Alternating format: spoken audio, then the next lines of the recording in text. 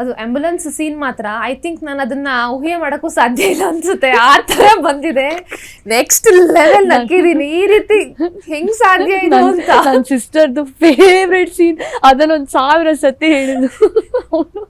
ಎಷ್ಟ್ ನಾಕಿದೀನಿ. ಅದ್ ಹೇಗಿತ್ತು ಶೂಟಿಂಗು?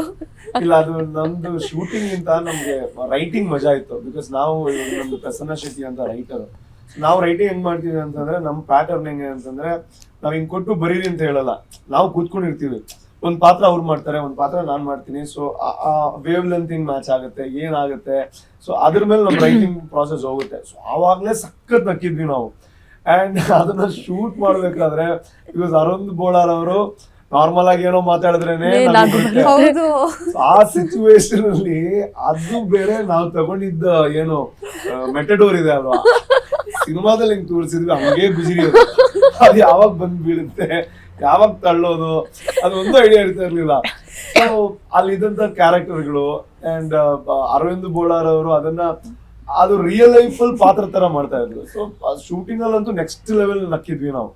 ಸೊ ಅದನ್ನ ಸೀನ್ ಅನ್ನು ನೋಡಿದಾಗ ಇವಾಗ ಜನ ಏನ್ ನಗ್ತಾ ಇದಾರೆ ನೋಡಿ, ಯು ಆರ್ ವೆರಿ ಕಾನ್ಫಿಡೆಂಟ್ ಅಂದ್ರೆ ಈ ಸೀನ್ಗೆ ನಕ್ಕೇ ನಗ್ತಾರೆ ಜನರು ಅಂತ. ಬಿಕಾಸ್ ಅದೊಂದು ಸೀರಿಯಸ್ ವಿಷಯ ಆದ್ರೂ ಕೂಡ ಇವಾಗ ಒಬ್ರಿಗೆ ಹುಷಾರಿಲ್ಲ, ಅವ್ರನ್ನ ತಗೊಂಡು ಹೋಗ್ತಾ ಇದ್ದಾರೆ, ಬಟ್ ಸ್ಟಿಲ್ ಅದು ನಗು ಕೊಡ್ತಾ ಇದೆ ಅಂತಂದ್ರೆ ಅದು ಆ ಕಲಾವಿದರಿಗೆ ಆ ಒಂದು ಬರವಣಿಗೆಗೆ ಇರುವಂತ ಶಕ್ತಿ ಅಂತ ಹೇಳ್ತೀನಿ. ಬಟ್ ಈ ಒಂದು ಆಲೋಚನೆ ಮಾಡ್ಬೇಕು, ನಾವು ಏನ್ ಕಾಮಿಡಿ ವೇನಲ್ಲಿ ಫಸ್ಟ್ ಹಾಫ್ ಅಲ್ಲಿ ಆಂಬ್ಯುಲೆನ್ಸ್ ನ ತಗೊಂಡು ತೋರಿಸಿದ್ವಿ, ಸೇಮ್ ವೇ ಇಮೋಷನಲಿನೂ ಅದು ಕನೆಕ್ಟ್ ಆಗುತ್ತೆ. ಆಂಬ್ಯುಲೆನ್ಸ್ ಸುಮ್ನೆ ನಾವು ಕಾಮಿಡಿ ಮಾಡಿಲ್ಲ, ಅದೇ ವೇನಲ್ಲಿ ಇಮೋಷನಲಿ ಕೂಡ ಅದು ಕನೆಕ್ಟ್ ಆಗುತ್ತೆ ಆಂಬ್ಯುಲೆನ್ಸ್. ಸೊ ಎಲ್ಲೋ ಒಂದ್ ಕಡೆ ಅದು ನಗ್ಸುತ್ತೆ, ಎಲ್ಲೋ ಒಂದ್ ಕಡೆ ಅದು ಅಲ್ಸುತ್ತೆ ಕೂಡ. ಸೊ ನಮಗ್ ಖುಷಿ ಆಗುತ್ತೆ. ನಾನು ಹೆಂಗೆ ಅಂತಂದ್ರೆ ಆ ಸೀನ್ ಬಂದಾಗ ಎಲ್ಲಾ ಕಡೆ ಹೋಗ್ಬಿಟ್ಟು ನೋಡ್ತೀನಿ ಹೆಂಗ್ ನಗ್ತಾ ಇದಾರೆ. ಎಲ್ಲೂ ಆ ಸೀನ್ ಬಂದಾಗ ನಮಗ್ ಕಮ್ಮಿ ಆಗಿಲ್ಲ. ಹೌದು.